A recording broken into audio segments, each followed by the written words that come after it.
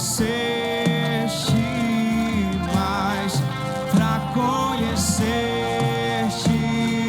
mais, eu me rendo,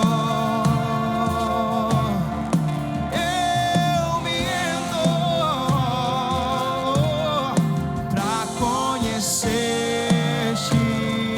mais, pra conhecer-te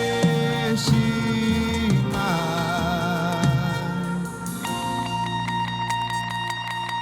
Aleluia! Como um vento impetuoso, ele invadiu aquela casa, encheu, e todos foram cheios do teu Espírito Santo. Aleluia! Oh, vento de poder, sopra em meu viver, faz teu querer em mim, como um vendaval sobrenatural. Faz teu querer em mim, vento de poder,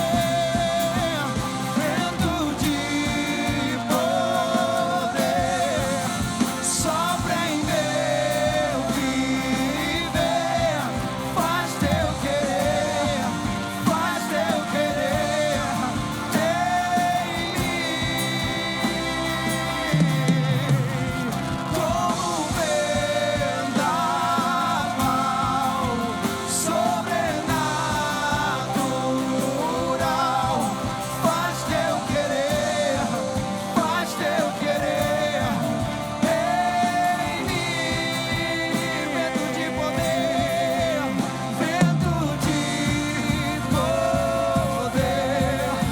sopra em meu,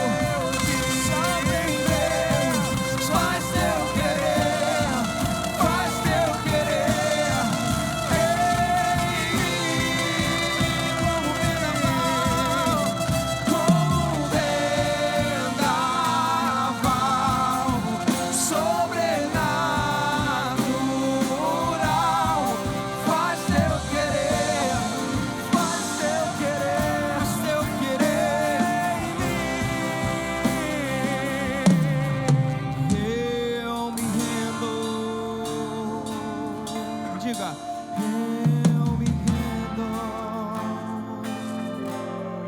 pra conhecer-te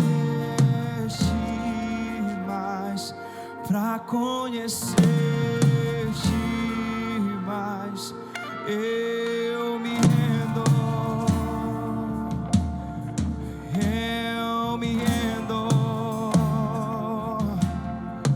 pra conhecer-te mais, pra conhecer-te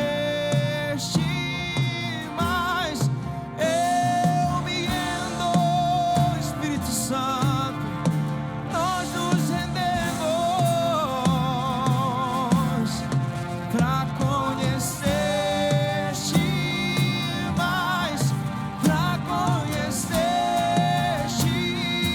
mais, eu me rendo, nós nos rendemos, Espírito Santo, nessa noite nós nos enchemos mais de Ti, aleluia, nós viemos buscar a Tua face nessa noite, nós Te conhecemos, Pai, ainda mais, aleluia, nós nos rendemos, eu me rendo,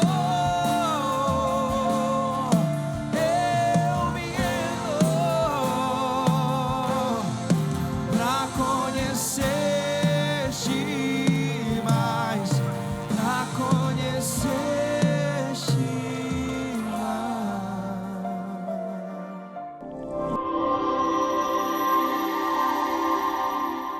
O desafio de sermos escravos da liberdade de Cristo.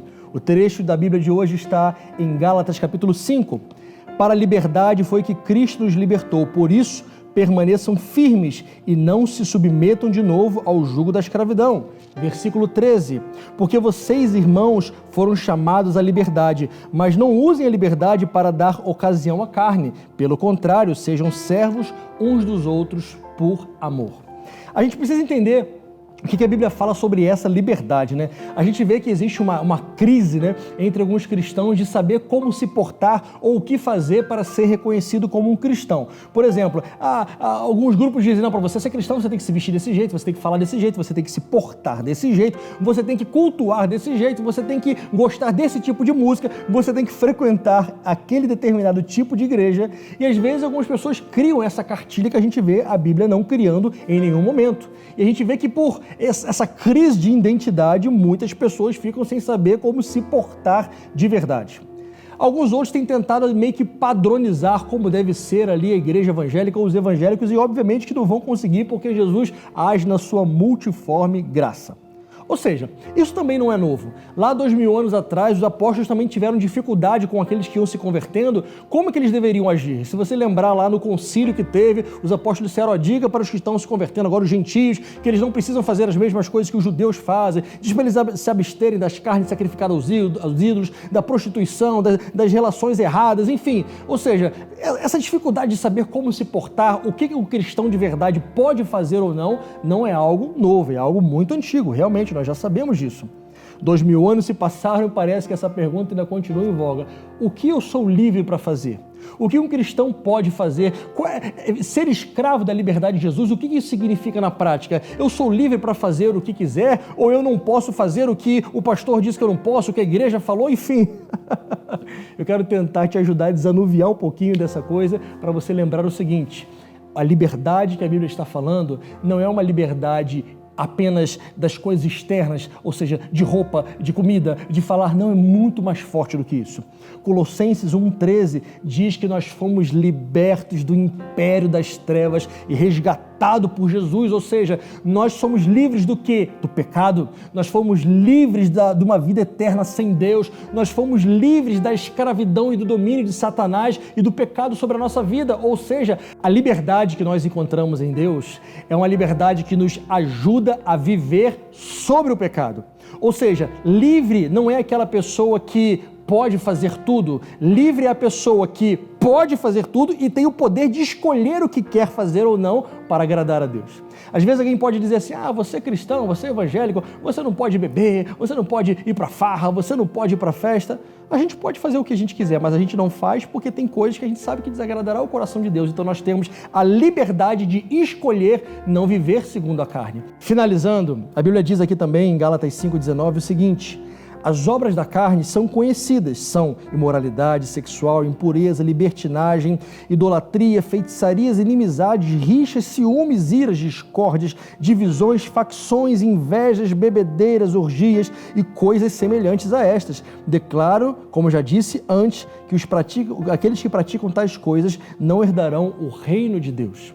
A pessoa que ainda não experimentou ser escravo da liberdade de Deus, provavelmente ainda é escravo de algumas dessas coisas.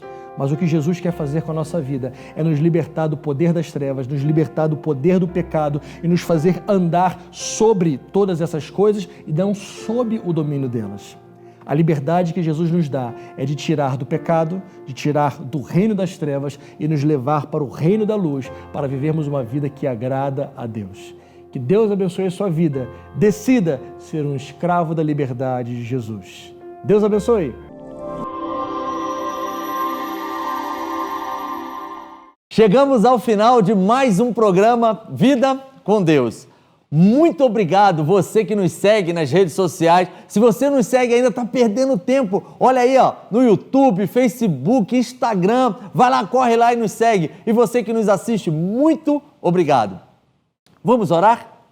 Pai, obrigado, meu Deus, por este momento. Obrigado, Senhor, por este programa. Obrigado por esta semana que o Senhor nos deu. Obrigado pelas mensagens, louvores, Senhor, que possa ter chegado ao Teu trono de graça, Senhor. Pai, obrigado por estas famílias que nos assistem. Obrigado por aqueles que nos seguem, Senhor, que eles recebam uma bênção toda especial, Senhor. Em nome de Jesus, amém.